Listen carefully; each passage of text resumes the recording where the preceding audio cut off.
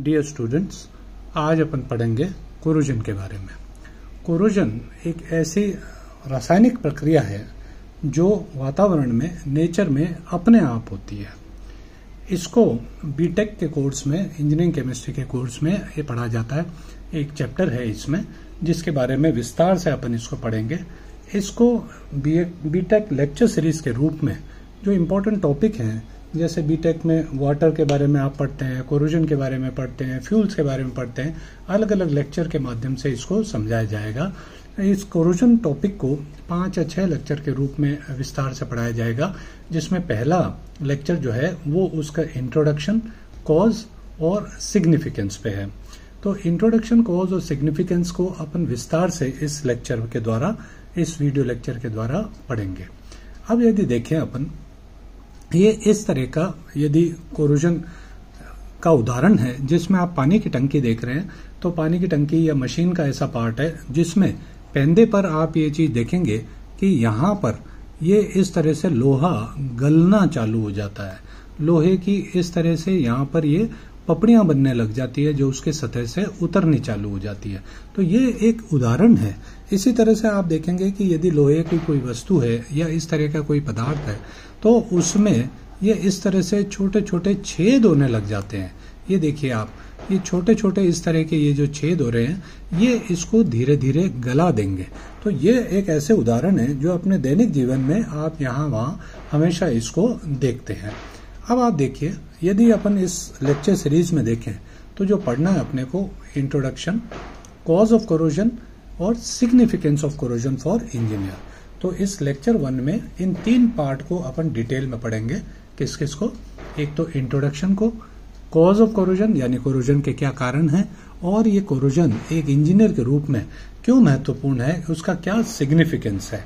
इसके अलावा जो लेक्चर होंगे उसमें type and mechanism of corrosion, galvanic और bimetallic corrosion, concentration cell corrosion, protection against corrosion, distinguish between galvanization and tinning, factors affecting the rate of corrosion इत्यादि topics को detail में पढ़ेंगे, जिसमें सबसे इंपॉर्टेंट स्ट्रेस व पिटिंग कोरोजन भी है।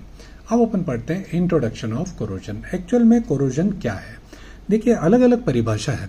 परिभाषा के रूप में यदि अपन पढ़ें तो corrosion is an unintentional attack on a material, यानी किसी पदार्थ पर, मटेरियल पर किसी तरह का अटैक, किसके द्वारा? सराउंडिंग मीडियम के द्वारा, उसके आसपास वातावरण। वातावरण में क्या उपस्थित है?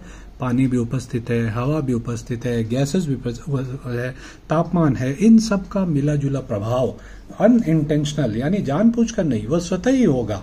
ऐसा नहीं है कि उसको देखकर हो रहा, वो वहां रहेगा तो उस पर यह क्रिया होगी। तो ये कोरोजन एक अनइंटेंशनल अटैक है और मटेरियल पर, तो जिसपे अपन इस चीज को ये कंसिडर करते हैं रिएक्शन ऑफ सराउंडिंग मीडियम में, उसको अपन इस तरह से जनरली देखते हैं। अब आप देखें, यदि कोरोजन की बात करते हैं तो कोरोजन के केस में it can be defined as slow eating up of the metal. Slow eating up of metal का मतलब क्या है भाई? कि मेटल जो है उसको धीरे धीरे खा जाता है। अब कौन खा सकता है मेटल को? तो मेटल को कौन खाता है? वातावरण खाता है। तो वातावरण के अंदर केमिकल और इलेक्ट्रोकेमिकल परिवर्तन के द्वारा, है ना, तो डिस्ट्रक्शन ऑफ मेटल होता है और reaction with its environment, environment के साथ में उसका रिएक्शन भी होगा। ठीक, फिर इसको अपन ये भी देखें कि फिजिकल या मैकेनिकल वियरिंग, यानी मान लीजिए मेटल का कोई हिस्सा, मेटल का कोई भी हिस्सा यदि टूट गया, है ना, और वो मैकेनिकल टूट कर किसी दूसरी जगह चला गया, तो उसको कोरोजन नहीं कहते। वो कोरोजन नहीं है, वो क्या चीज है? उसको अपन इरोजन नाम से जानते हैं। ठीक है, वो एक तरह से ये है, मेटल का टुकड़ा टूट के अलग हो गया तो वो इरोजन कहलाता है। ठीक, corrosion is actually a gradual deterioration. Deterioration मतलब खराब होना। ग्रेजुअल डिटोरिएशन का मतलब क्या हुआ? धीरे धीरे खराब होना। तो gradual deterioration of a metal from its surface, कहां से होगा? उसके सरफेस पे, मेटल के सरफेस पे वो धीरे धीरे जो है ग्रेजुअल डिटोरिएशन होगा, अनवांटेड केमिकल या electrochemical reaction with its environment के द्वारा। तो ये इस तरह से अनचाहे केमिकल रिएक्शंस हैं जिनके द्वारा ये चीज होगी। अब आप इसमें यह भी देखेंगे कि मेटल जो है थर्मोडायनेमिकली मेटल में क्या होता है कि यदि वो थर्मोडायनेमिक प्रोसेस अपन उसका देखें तो थर्मोडायनेमिक प्रोसेस में वो एक स्टेबल फॉर्म में कन्वर्ट होने की कोशिश करता है। किस फॉर्म से कन्वर्ट होने की कोशिश करेगा? एक ऐसे फॉर्म से जो कम स्टेबल है से ऐसे फॉर्म में कन्वर्ट होगा जो ज्यादा स्टेबल है। तो थर्मोडायनेमिकली लेस स्टेबल से थर्मोडायनेमिकली ज्यादा स्टेबल फॉर्म में वो कन्वर्ट होने की कोशिश करता है। तो थर्मोडायनेमिक्स भी इन्वॉल्व है। तो थर्मोडायनेमिक्स में इसमें क्या चीज अपने को देखना है कि थर्मोडायनेमिकली लेस स्टेबल है और उससे बनने वाला क्या है, मोर स्टेबल फॉर्म है, तब जाकर वो कोरोजन होगा। और deterioration material by chemical interaction with environment, जैसा कि अपन पढ़ चुके हैं। अब उदाहरण देखें अपन कॉमन एग्जाम्पल ऑफ कोरोजन के। सबसे कॉमन एग्जाम्पल जो कोरोजन का है वो है फॉर्मेशन ऑफ लाल भूरे कलर का हाइड्रेटेड फेरिक ऑक्साइड, यानी कि reddish brown colour, formation of reddish brown layer किसकी? Fe2O3 XH2O, X molecule water के जुड़ जाते हैं Fe2O3 के साथ में। इसको अपन जनरली रस्टिंग कहते हैं। देखिए क्या होता है कि हवा, नमी इत्यादि के साथ उपस्थित जो है वातावरण में जो चीज उपस्थित है उसके साथ ये Fe2O3 का फॉर्मेशन होगा। अब यदि कॉपर को कंसीडर करें, तांबे को कंसीडर करें, तो उस पे कोरोजन के कारण यानी कि उसके ऊपर जब जंग लगता है तब आप देखेंगे कि बेसिक कॉपर कार्बोनेट यानी क्यूप्रिक कार्बोनेट CuCO3 और साथ में क्या बन रहा है, कॉपर हाइड्रोक्साइड बन रहा है। तो क्यूप्रिक हाइड्रोक्साइड जो कि इसका सरफेस पे बन रहा है, कब बन रहा है? जब आप उसको मॉइस्ट एयर और कार्बन डाइऑक्साइड के साथ में संपर्क में वो आता है। उदाहरण के तौर पर यदि आयरन की रस्टिंग अपन देखें तो आयरन की रस्टिंग में इस तरह से जॉइंट्स पर आप ये देख सकते हैं कि ये भूरा कलर इस तरह से ये रस्टिंग में कन्वर्ट हो रहा है। कॉपर का कोरोजन यदि देखें तो क्या होगा, कॉपर जब हवा के साथ रिएक्ट करता है तो देखिए इस क्रिया के द्वारा कॉपर प्लस हाफ ऑक्सीजन क्या दे रहा है आपको, कॉपर ऑक्साइड दे रहा है। तो copper plus half oxygen copper oxide का फॉर्मेशन कर रहा है। फिर देखें आगे, कॉपर ऑक्साइड यानी कि जो क्यूप्रिक ऑक्साइड बना, क्यूप्रस ऑक्साइड जो बना वो ऑक्सीडाइज हो गया किसको, further to produce black cupric oxide. ठीक है, ये रिएक्शन फिर जो क्यूप्रस ऑक्साइड था वो ऑक्सीजन के साथ रिएक्ट कर क्यूप्रिक ऑक्साइड में परिवर्तित हुआ। फिर क्यूप्रिक ऑक्साइड किसके साथ रिएक्ट कर रहा है, कार्बन डाइऑक्साइड के साथ रिएक्ट कर रहा है, सल्फर ट्राइऑक्साइड के साथ रिएक्ट कर रहा है और इस तरह के अलग अलग कंपाउंड बनाएगा जो कि उसका कलर है ना नीला और ग्रीन कलर के, copper turn bluish green in colour when exposed to air. ऐसे ही अपन उदाहरण देखते हैं सिल्वर का। तो सिल्वर का उदाहरण, तो सिल्वर किससे रिएक्ट कर रहा है, H2S के साथ रिएक्ट कर हाइड्रोजन गैस को लिबरेट करता है। सिल्वर H2S के साथ रिएक्ट कर ऑक्सीजन के साथ रिएक्ट कर Ag2S और साथ में हाइड्रोजन बनाता है। रस्टिंग ऑफ आयरन यदि देखें तो रस्ट क्या है, reddish brown flaky coat present on the iron. एक पपड़ी नुमा स्ट्रक्चर है ना, कैसा है, पपड़ी नुमा स्ट्रक्चर रेडिश ब्राउन कलर का है। कहाँ प्रेजेंट है, उसके सरफेस पे प्रेजेंट है। किसके सरफेस पे प्रेजेंट है, जो आयरन है जिस पर जंक लग रहा है वातावरण से। टेक्निकली यदि मैं बताऊं आपको रस्ट क्या है, तो hydrated ferric oxide Fe2O3 .H2O, ये केमिकल फॉर्मूला इसका अपन कंसिडर करते हैं। रस्टिंग को रिप्रेजेंट करा जाए कैसे, आयरन जो है वो रिएक्ट करे किसके साथ, ऑक्सीजन और वाटर के साथ, क्या बनाने के लिए, फेरिक हाइड्रोक्साइड बनाने के लिए। तो जब फेरिक हाइड्रोक्साइड बनेगा वो फेरिक हाइड्रोक्साइड इस पूरी रिएक्शन के द्वारा बनता है। फिर देखें आप, रस्टिंग ऑफ आयरन एक सिंपल स्टेप नहीं है, ये सीरीज ऑफ केमिकल रिएक्शन है जिसको अपन इस तरह से टुकड़ों में रिप्रेजेंट कर सकते हैं। कैसे, फेरस हाइड्रोक्साइड पहले किसमें, फेरिस ऑक्साइड में और वाटर का फॉर्मेशन। फिर ये देखेंगे फेरस हाइड्रोक्साइड ऑक्सीजन और एक्स वाटर की उपस्थिति के साथ में, है ना। यहाँ अपन देखें कि ये वाटर की उपस्थिति के साथ में किसमें कन्वर्ट, ऑक्सीजन की प्रेजेंस में कन्वर्ट हो गया फेरिक ऑक्साइड और वाटर के मॉलिक्यूल, हाइड्रेटेड वाटर के मॉलिक्यूल अलग अलग उसके प्रोपोर्शन में डिपेंडिंग ऑन ऑक्सीजन और वाटर की अवेलेबिलिटी के हिसाब से। तो अल्टीमेटली ये इस तरह की क्रिया। अब आप सबसे इंपॉर्टेंट चीज है रस्टिंग या कोरोजन, है ना। कोरोजन किसके कारण होता है, ये एक बहुत ही इंपॉर्टेंट चीज है कि कोरोजन आपको याद रखना है कि कोरोजन क्या चीज है, स्वतः ही होता है। एक उदाहरण के लिए लिया अपन ने ओर, और ये प्योर मेटल, और यहाँ अपन ने कोरोडेड प्रोडक्ट। देखिए क्या है, जब ओर होता है, इस ओर से आप प्योर मेटल ऑब्टेन करते हैं। किसके द्वारा? एनर्जी देते हैं। और किस प्रोसेस के द्वारा? ये कहलाता है मेटलर्जी। मेटलर्जी के द्वारा आप क्या करते हैं? ओर से प्योर मेटल ऑब्टेन करते हैं। और जब प्योर मेटल वातावरण में प्रेजेंट है तो वो वातावरण में पड़ा किस में कन्वर्ट हो रहा है? एक ऐसे फॉर्म में जो वातावरण में उपस्थित सब्सटेंस में के साथ रिएक्ट कर कन्वर्ट हो गया। तो देखिए बिल्कुल विपरीत प्रोसेस है। इसको अपन दूसरी इक्वेशन के द्वारा ऐसे समझ सकते हैं कि मेटल किस में कन्वर्ट हो रहा है? मेटेलिक कंपाउंड में। किसके द्वारा? कोरोजन के द्वारा। लेकिन मेटेलिक कंपाउंड यदि अपन देखें ओर में प्रेजेंट है, ये ओर है ना, ओर में प्रेजेंट है, तो मेटेलिक कंपाउंड को एनर्जी दोगे तो किस में कन्वर्ट हो रहा है? ये मेटल में। तो दो प्रोसेस हैं जो अपोजिट है। एक है जिसमें आप प्योर मेटल ऑब्टेन कर रहे हो, और एक ऐसा प्रोसेस है जिसके अंदर आप क्या देख रहे हैं? एक ऐसा प्रोसेस है जिसके अंदर आप ये देख रहे हैं कि मेटल तो मेटल ऑक्साइड में कन्वर्ट हो रहा है, और दूसरा मेटल कंपाउंड जो है वापस मेटल में कन्वर्ट हो रहा है। तो इस तरह से कंसिडर करते हैं अपन। ये दो अलग अलग चीजें अपन इसको देखते हैं जो विपरीत दिशा में चलती हैं।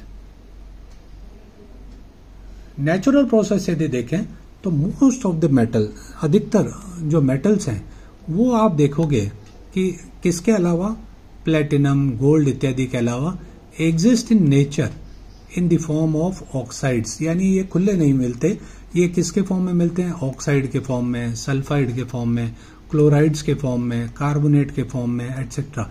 और इनको अपन ओर कहा जाता है, जैसे पहले डायग्राम में बनाया। ओर जो है वो थर्मोडायनेमिकली क्या होते हैं? ज्यादा स्टेबल होते हैं मेटल से। अब आपको उस मेटल से, उस प्योर मेटल के ओर से प्योर मेटल को आपको एक्सट्रैक्ट करना है। तो जब आपको प्योर मेटल को एक्सट्रैक्ट करना है तो उसके लिए आप क्या करेंगे? एनर्जी लगाएंगे। ये एनर्जी की जो प्रक्रिया है, यही प्रक्रिया क्या कहलाती है? मेटलर्जी कहलाती है। तो मेटलर्जी के द्वारा आप प्योर मेटल लाते हैं, लेकिन प्योर मेटल जो है वो थर्मोडायनेमिकली कैसा होता है? लेस स्टेबल होता है। तो हवा में पड़ा एटमॉस्फेयर के साथ इंटरेक्ट कर वो किस में कन्वर्ट हो जाएगा? ओर में कन्वर्ट हो जाएगा, जो कि थर्मोडायनेमिकली ज्यादा स्टेबल है, और ये नेचुरल प्रोसेस है। अब आपको यदि इस ओर से मेटल को ऑब्टेन करना है तो आप उसको क्या करेंगे? मेटल एक्सट्रैक्शन, मेटलर्जी के द्वारा ऑब्टेन करते हैं। तो आप ये देखें, एक तो ये कोरूजन का प्रोसेस और एक आपका एक्सट्रैक्शन का प्रोसेस। दोनों ही प्रोसेस कैसे हैं? अपोजिट है, एक दूसरे के विपरीत है। तो अपने को ये ध्यान रखना है कि नेचर में चीज वो बनेगी जो ज्यादा स्टेबल है। इसीलिए क्या होता है कि कोरोजन प्योर मेटल का होगा, और ये प्योर मेटल धीरे धीरे किस में कन्वर्ट होगा? उसके विभिन्न रूप में कन्वर्ट होगा, ऑक्साइड, सल्फाइड इत्यादि, इनके फॉर्म में कन्वर्ट हो जाएगा। अब आप देखिए, यदि इंजीनियर्स की बात करते हैं तो क्यों कोरोजन को पढ़ना जरूरी है ना? तो देखिए, कोरोजन एक बहुत बड़ी प्रॉब्लम है इंजीनियर के लिए, जिसमें हर तरह का मटेरियल या मशीन है उसमें कोरोजन होता है। एक एस्टिमेट यदि माने तो करीब 90% आयरन की जो चीजें हैं, स्टील की जो मैन्युफैक्चर्ड चीजें हैं, उनका नुकसान होता है, वो वेस्ट हो जाती हैं। किसके कारण? कोरोजन के कारण। और ये लॉस किसके कारण है? कोरोजन के कारण। तो इसके कारण क्या होगा? मेटल की जो लागत है वो भी बढ़ जाएगी, और also the fabrication of the machine, जो मशीन के जो पार्ट्स हैं वो भी खराब हो जाते हैं। तो वेस्टेज ऑफ वैल्यूएबल टाइम और ये चीजें भी होंगी। और देखिए क्या नुकसान होता है? Reduction in the metal thickness. Metal की, क्योंकि वो कोरोजन होने के कारण परत दर परत निकलेगी, तो उसके कारण उसकी मैकेनिकल जो स्ट्रेंथ है वो निकल जाएगी, वो भी कम हो जाएगी। ठीक है। फिर आप देखें, injuries to people from structural failures of bridge का टूट जाना, कोई रेलिंग का टूट जाना, कोई गेट का टूट जाना, चलती हुई गाड़ी के पुर्जे हैं उनका टूट जाना, तो उससे भी इंजरी मिलती है। फिर contamination of fluid in pipes and container. लोहे के पाइप हैं, कोई ऐसे कंटेनर के पाइप हैं, उनमें वो जो जंक लगी हुई चीजें हैं वो धीरे धीरे जाएगी, डिजोल्व होगी। Blockage of pipe by solid corrosion product, है ना। फिर आप देखेंगे कि increase complexity and expense of equipment. Which need to be design to withstand a certain. अब आपको कोई मशीन बनानी है, आपको कोई भी चीज बनानी है ना, और आपको पता है कि उसमें कोरोजन होता है, तो कोरोजन को रोकने के लिए आपको अलग से इंजीनियरिंग करनी है, अलग से रिसर्च करना है। ये उसकी लागत बढ़ा देगा, उसकी कॉस्ट बढ़ाएगा। Loss of technically important surface property, ये भी सबसे इंपॉर्टेंट चीज है कि सरफेस की एक प्रॉपर्टी होती है, उदाहरण के लिए कैटलिस्ट है ना, कोई आयरन का आर्टिकल है, कोई सब्सटेंस है, धीरे धीरे कोरोजन होकर उसके सरफेस से वो चीजें निकल जाएगी। तो ये कोरोजन का एक बड़ा नुकसान है जो सिग्निफिकेंस के रूप में। एडवर्स इफेक्ट ऑफ कोरोजन और किसके लिए? सेफ, रिलायबल एंड एफिशिएंट, सुरक्षित हो, भरोसे का हो और एकदम दक्ष यानी एफिशिएंट ऑपरेशन हो किसी भी इक्विपमेंट का, स्ट्रक्चर का। तो ये जो चीजें हैं, ये चीजें अपने को उस हिसाब से देखने पड़ेगी। More serious than the simple loss of piece of metal. Metal का टुकड़ा निकल जाए उसका उतना नुकसान नहीं है जितने धीरे धीरे यदि अपन उसकी कोरोजन की बात करें और देखेंगे। Kind needs of expensive replacement of part में आकर उसके जो इम्पोर्टेंट पार्ट्स हैं उनका आपको रिप्लेसमेंट भी करना पड़ता है। फिर देखिए corrosion can not be completely, आप कोरोजन को कम्प्लीटली अवॉइड नहीं कर सकते, लेकिन by using appropriate technology, design और मटेरियल सिलेक्शन आप क्या कर सकते हैं, रेट ऑफ कोरोजन जो है, इस रेट ऑफ कोरोजन को आप कंट्रोल कर सकते हैं। यानी आप कोरोजन को रोक नहीं सकते, लेकिन कोरोजन की रेट को कंट्रोल कर सकते हैं। Corrosion of metal reinforcement of concrete and chemical plant, आप बिल्डिंग बनाते हैं, आरसीसी के स्ट्रक्चर बनाते हैं, लोहे के सरिये बनाते हैं, उसमें लोहे के सरिये डालते हैं, तो उसमें भी जंग लगता है, तो पूरा का पूरा बिल्डिंग है, पूरा जो स्ट्रक्चर है वो भी क्या हो सकता है, खराब होता है ना। Corrosion of transmission line, transmission बिजली की जो लाइन्स है, कोरोजन ऑफ पाइपलाइन है, टेलीकम्युनिकेशन नेटवर्क है, ये इतने ही ज्यादा इंपॉर्टेंट है। तो एज ए इंजीनियर जब अपन पढ़ते हैं, बड़े बड़े स्ट्रक्चर बनाते हैं, तो इनका देखरेख जरूरी है। कंट्रोल एंड मिनिमाइजेशन, कंट्रोल करना और उसको कम करना। कोरोजन रिक्वायर ऐसी टेक्नोलॉजी की रिक्वायरमेंट है दैट डिफर, वो डिपेंड करता है कि किस मटेरियल। मान लीजिए घड़ी में जंग लगे तो आपको अलग टेक्नोलॉजी यूज करना है, बॉयलर में जंग लगे अलग तरह की टेक्नोलॉजी यूज करनी है ना। कोई मशीन पार्ट है, आपका ऑटोमोबाइल है, तो अलग तरह की टेक्नोलॉजी यूज होगी उस कोरोजन को रोकने के लिए। Corrosion control is focus of modern design in civil production and chemical engineering, इनमें सबसे खास चीज है। तो ये इंपॉर्टेंट चीज थी जो आज अपन ने पढ़ी कोरोजन के बारे में कि कोरोजन क्या है, उसके अपन ने अलग अलग उदाहरण देखे और कारण देखा। थर्मोडायनेमिक स्टेबल प्रोडक्ट है, स्वतः ही बनेगा और जरूर बनेगा, है ना। और फिर एज ए इंजीनियर सिग्निफिकेंस क्या है, आगे के चैप्टर्स में और अपन इसको पढ़ेंगे।